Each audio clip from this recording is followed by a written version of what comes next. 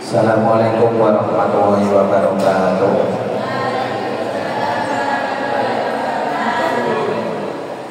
Innal hamdalillah nahmaduhu wa nasta'inuhu wa nastaghfiruh wa na'udzu billahi min shururi anfusina wa min sayyiati a'malina may yahdihillahu fala mudilla lahu wa may yudlil fala hadiya lahu. Asyhadu an la ilaha illallah wa asyhadu anna Muhammadan abduhu wa rasuluh la nabiyya wa la rasula ba'da. Qala Rasulullah sallallahu alaihi wasallam fil hadis nikmatani maqbulun fihi ma katsiru minan nas as-sihhatu wal faragh. Alhamdulillah, bersyukur kita kepada Allah Subhanahu wa taala dan bersolawat kita kepada Nabi Muhammad Rasulullah sallallahu alaihi wasallam. Anak-anakku, pada pagi hari ini ada beberapa hal yang ingin Pak Yanto sampaikan dan ingin Pak Yanto bagi. Mudah-mudahan sedikit yang saya sampaikan ini nanti akan memberikan manfaat kepada diri saya sendiri maupun juga kepada anak-anak semuanya. Di awal tadi saya itu sangat ingat betul dengan hadis Nabi tadi, nikmatani maqbulun fihi ma katsiru minan nas as-sihhatu wal faragh. Ada yang tahu artinya apa?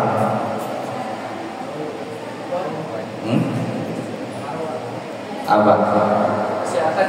Nah, jadi Nabi mengatakan nikmatani maqbulun fihi ma katsiru minan nas, di mana ada dua nikmat yang membuat manusia, berarti manusia itu ya kita semuanya ini, dua nikmat yang membuat kita itu tertipu di dalam nikmat tersebut.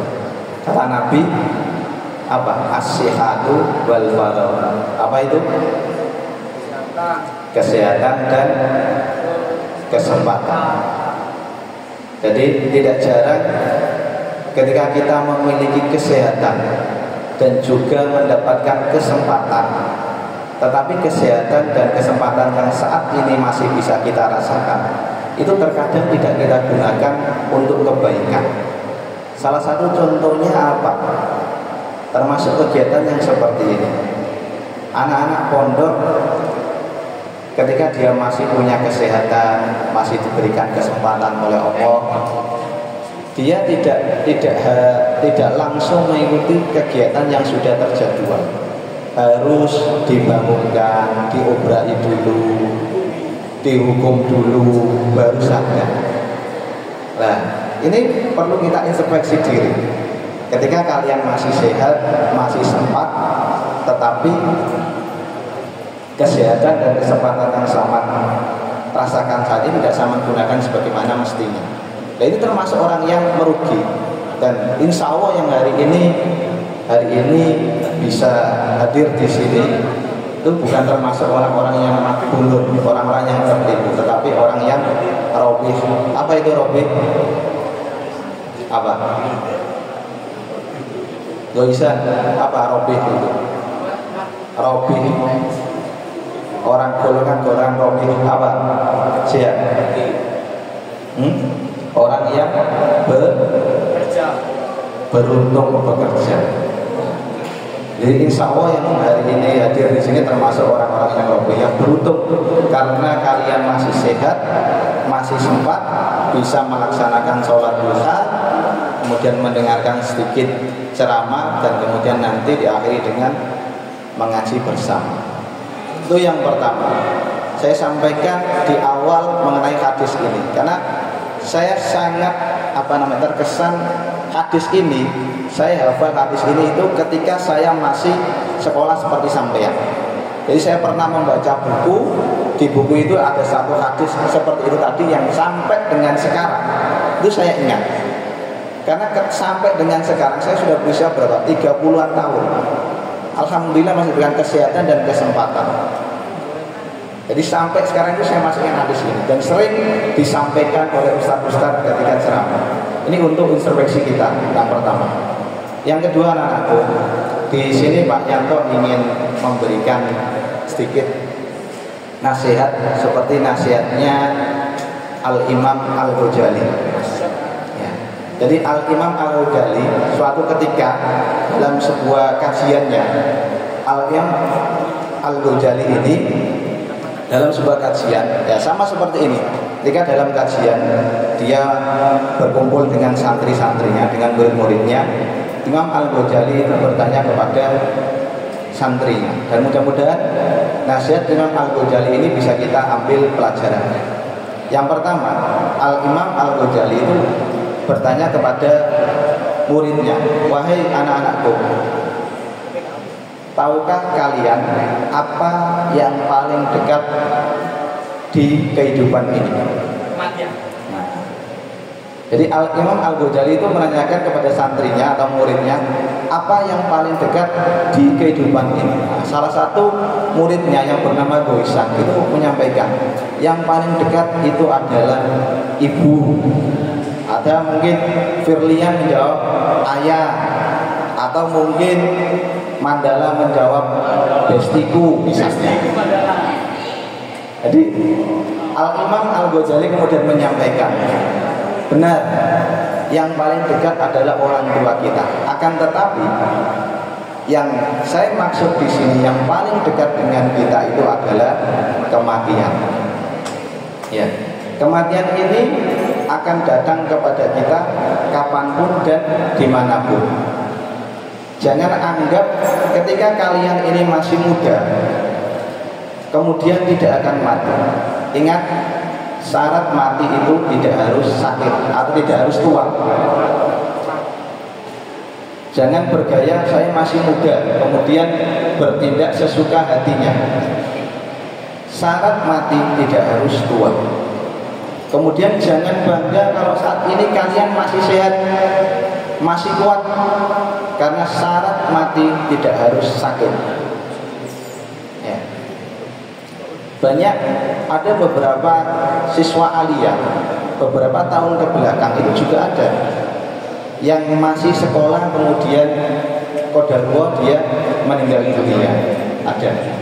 Jadi jangan bangga ketika kita masih muda, ketika kita masih sehat, karena kematian itu akan datang kapanpun dan dimanapun, tidak mengenal tua maupun muda. Oleh karenanya ada sebuah ungkapan seperti ini. Ungkapan ini sampai dengan sekarang sudah membekas di hati saya. Ungkapannya seperti ini. Ketika kita dilahirkan oleh ibu kita, jadi ketika kalian dilahirkan oleh ibu kalian, itu kita dalam keadaan menangis, sedangkan orang-orang di sekitar kita itu tertawa bahagia. Coba, ketika kalian lahir di dunia, maka orang tua kalian atau keluarga kalian akan tersenyum bahagia, sedangkan kamu menangis. Jadi ketika kita lahir dalam keadaan menangis, sedangkan orang di sekitar kita itu tersenyum bahagia. Diteruskan dalam ungkapan tadi, oleh karenanya berbuatlah yang terbaik untuk hari kemudian. Apa itu hari kemudian? Berbuatlah yang terbaik untuk hari kemudian. Hari kemudian itu adalah kematian. Di mana ketika kematian itu datang, kalian pergi dengan bahagia, sedangkan orang-orang di sekeliling kalian itu menangis.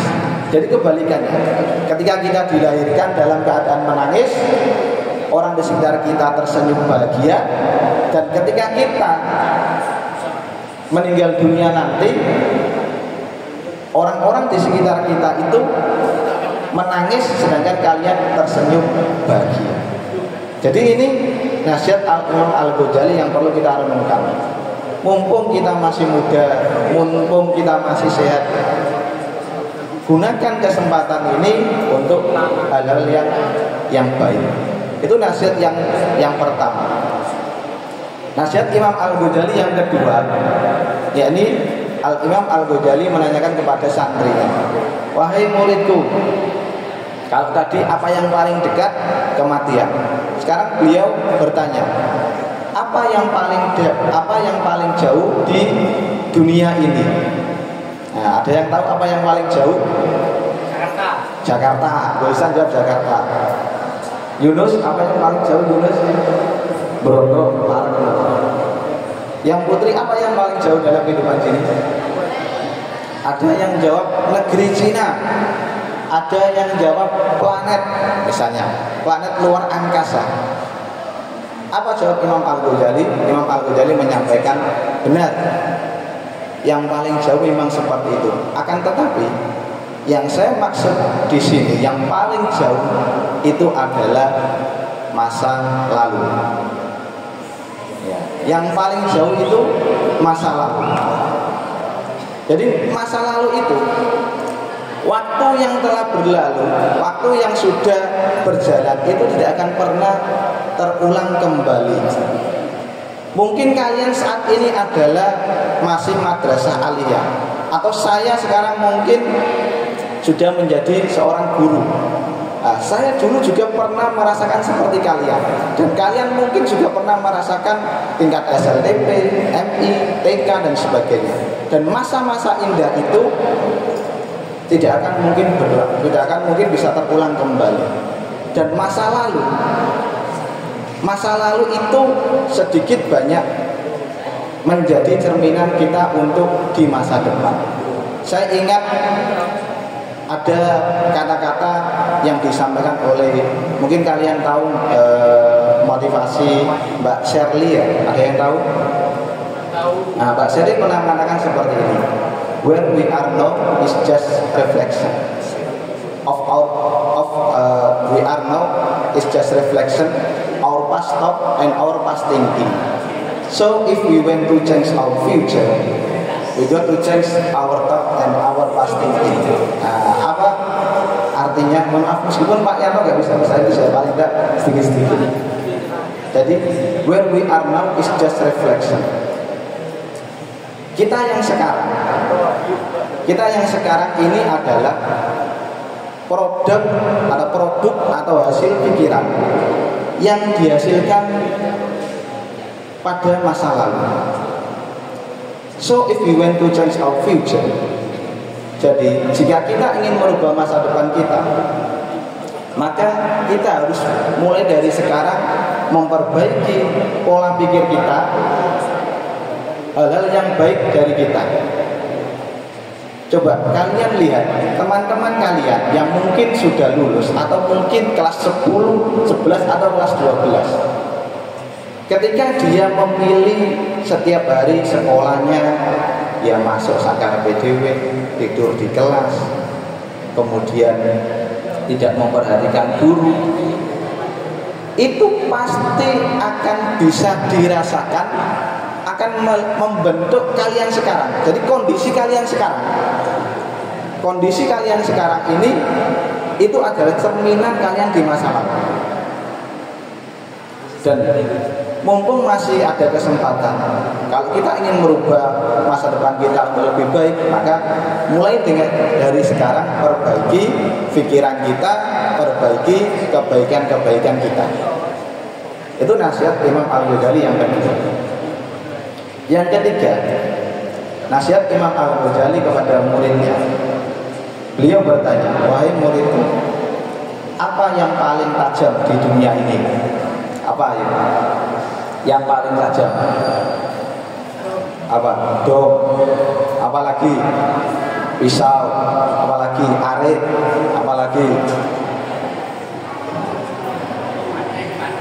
pancing.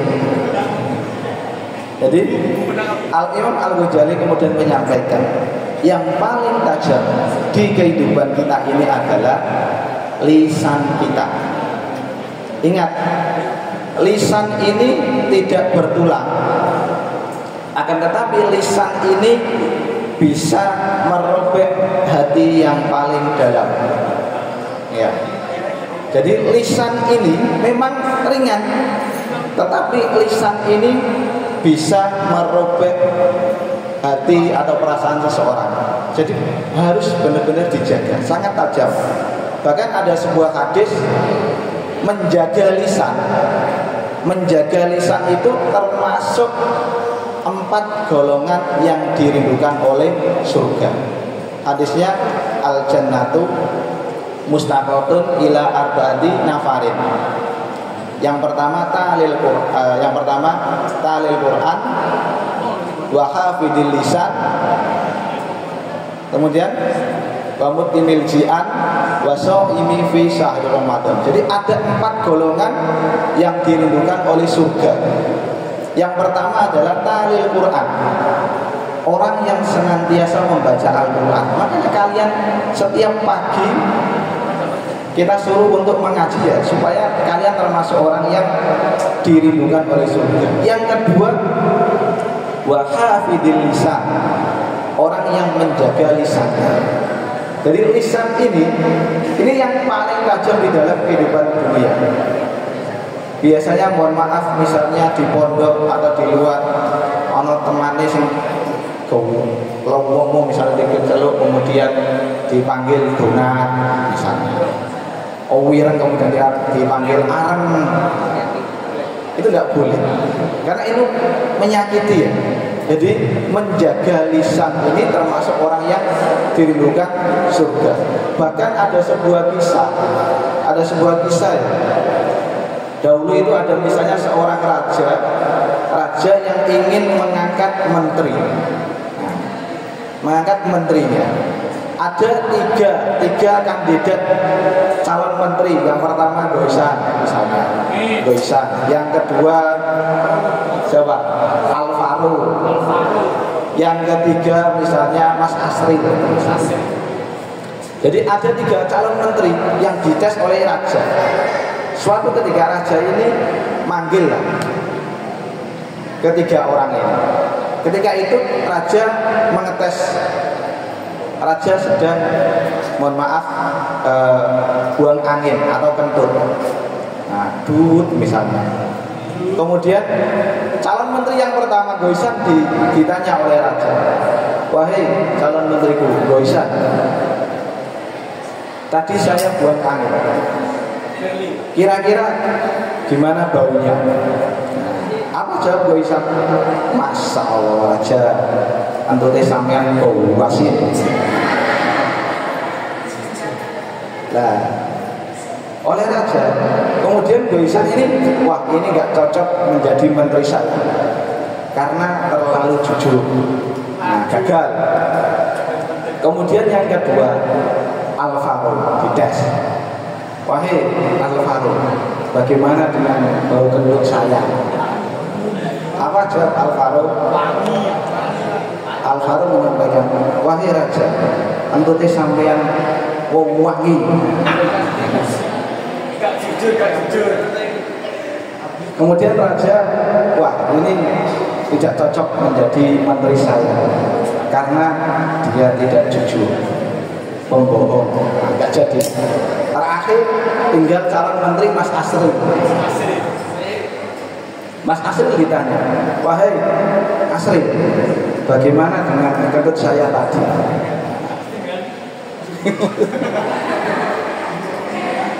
Apa jawab Mas Asri?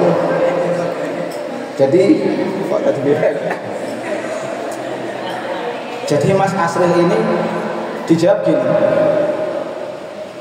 mohon maaf Raja, saya sedang pilek. Saya sedang pilek sehingga saya tidak bisa mencium bau apapun. Akhirnya raja itu, wah ini cocok ini menjadi menteri saya, karena dia itu bisa menjaga lisan, bisa menyampaikan hal-hal yang tidak menyakiti perasaan. Nah, itu pentingnya. Jadi pentingnya menjaga lisan, bahkan sampai dirindukan oleh surga. Nasihat yang pertama tadi apa? Yang paling dekat kita adalah kematian. Yang paling jauh masa lalu. Yang paling tajam lisan.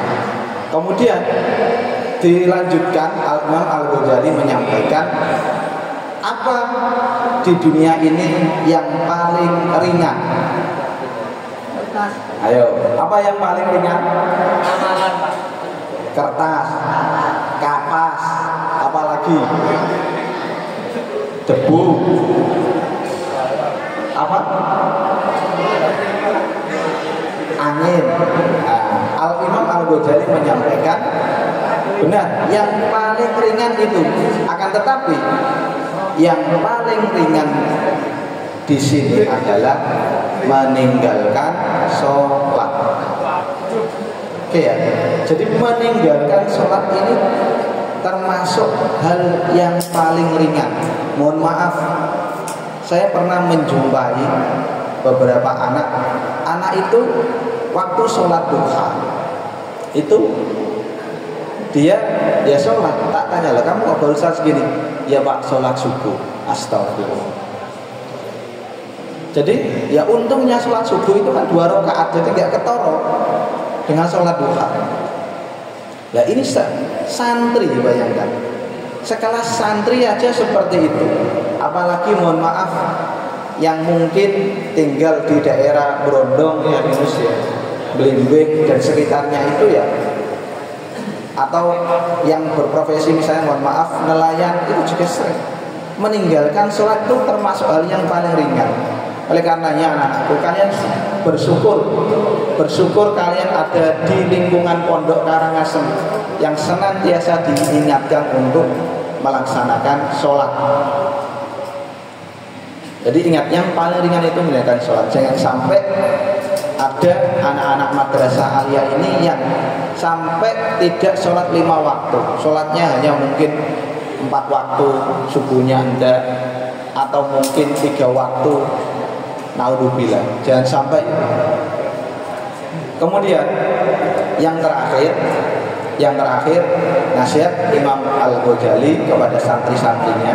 Ini yang menurut saya nasihat yang paling menyentuh bagi saya. Al-Imam Al-Ghazali bertanya kepada santrinya, wahai muridku, di dunia ini apa yang paling, tadi kan yang paling ringan, kemudian apa yang paling berat? Apa yang paling berat? Batu, apa? Besi, barbel katanya Jibril, pancing. Apa yang paling berat di dunia ini? Al-Imam Al-Ghazali menyampaikan yang paling berat di kehidupan ini adalah menjaga apa ya? Jaga amalan. Menjaga amanah. Oke ya. Jadi menjaga amanah ini paling berat. Anak-anakku, orang tua kalian, kenapa orang tua kalian itu mengirim kalian mondok di sini, belajar di sini? Kira-kira kenapa? Ada yang tahu Besan kenapa orang tuamu mengirim kamu ke pondok sini dan ke madrasah aliyah? Biar sukses. Biar sukses. Kenapa biar sukses? Salah satu alasannya adalah orang tua kita ketika melahirkan kita, ini adalah amanah dari Allah Subhanahu wa taala yang patut dijaga dengan baik. Makanya orang tua kalian dari pagi bekerja sampai siang, sore, bahkan mungkin sampai malam, salah satu alasannya adalah karena mereka ingin menjaga amanah dari Allah Subhanahu wa taala, mendapatkan anugerah terindah kalian ini semuanya. Dan amanah seorang siswa atau seorang santri apa? Belajar. Apa amanahnya kalian? Apa serius? Kurang keras. Tolabul ilmi. Nah, amanah seorang siswa salah satu diantaranya adalah menuntut ilmu. Dan ingat anak-anakku, kalau zaman dulu itu ada maling kundang. Tahu maling kundang? Tahu. Apa maling kundang? Maling. Dulu maling kundang terkenal dengan kedurhakaannya kepada orang tuanya. Lah, zaman sekarang apakah masih ada maling kundang? Masih. Kalau dulu durhaka kepada orang tua itu adalah ketika kita tidak mengakui orang tua kita. Akan tetapi maling kundang zaman sekarang itu adalah durhakanya seorang anak kepada orang tua adalah ketika seorang anak itu menyia-nyiakan pengorbanan orang tuanya. Ketika orang tuamu bekerja siang malam membiayai kalian, kemudian kalian di pondok tidur, nggak ikut kegiatan, nggak ikut pelajaran, itu termasuk durhaka.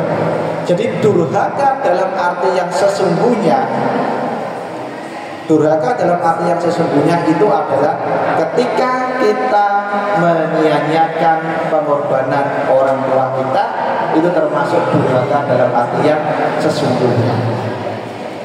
Jadi prinsipnya, saya punya prinsip itu seperti ini untuk mengakhiri. Ketika kita menjadi seorang anak, ketika kita belum bisa membahagiakan orang tua kita, ketika kita belum bisa membuat ibu dan ayah kita ini tersenyum bahagia, paling tidak kita mampu untuk membuat kedua orang tua kita ini tidak menangis. Jadi ketika kita belum mampu membahagiakan orang tua kita, ketika kita belum mampu menyenangkan hati ayah dan ibu kita, paling tidak kita mampu untuk tidak membuat orang tua kita merasakan kesedihan. Oke ya. Ingat apa tadi nasihat yang pertama? Yang paling dekat kematian, yang paling jauh masalah, yang paling tajam lisan, yang paling ringan meninggalkan sholat, yang paling berat menjaga. Jadi itu anak-anakku nasihat dari Imam Al-Ghazali yang bisa Pak Yanto sampaikan. Mudah-mudahan sedikit yang Pak Yanto sampaikan ini bisa memberikan manfaat kepada saya pribadi maupun kepada anak-anak semuanya. Setelah ini silakan lanjut ngaji sebentar, kemudian kembali. Dan besok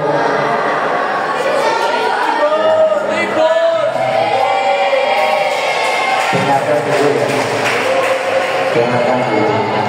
Kalau jadwalnya saya ingin kesepakatan bersama. Kalau jadwal kelas 12 itu sampai Kamis ada bimbingan HM. Nah, kalau kalian misalnya mohon maaf kalau melihat tadi kan sampai dengan jam 8 baru mulai ya. Kalau saya misalnya kalau hari ini terakhir, maka ada syaratnya. Syaratnya apa? Ya sudah diam biar kelas 12 tetap bimbingan. Bisa? Kan kelas 12 masih ada bimbel UN. Lah takutnya saya ketika kalian saya sampaikan libur, maka nanti yang kelas 12 juga ikut libur. Padahal masih ada jadwal bimbingan AM. Jadi untuk besok ya kita kesepakatan saja, sudah istirahat di pondok, tidak usah memberitahu yang kelas 12.